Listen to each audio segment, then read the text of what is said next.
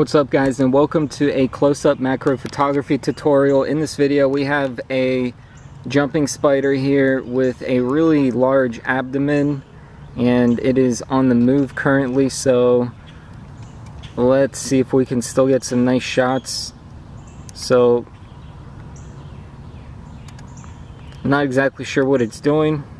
Looks like it's just moving back and forth from plant to plant, but here's my setup. It's a Canon PowerShot SX60HS digital camera with a Raynox DCR macro clip-on lens from Japan, and I'm using the zoom that comes with this advanced camera, and it simply just zooms in with the attachable macro lens that just clips onto the front, and then you just have to find something to photograph, such as the spider that I have down here somewhere. It moved to the back of the plant, so I'm gonna lift my camera up and set it down in a better position.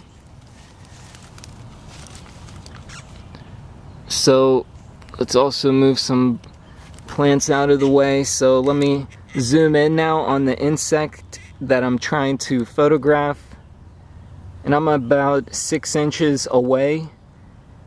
So let's see if we can get focused.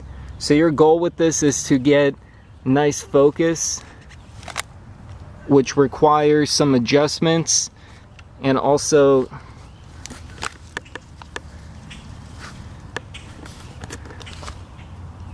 let's get the spider out into the front, and now we should be able to get another nice photograph here.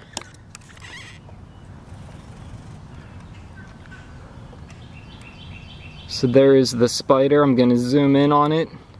Hold down the shutter button. I am in autofocus, and I can't really see its face, but it's still a really cool shot, I think.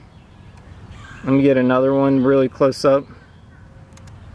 So I like how that came out.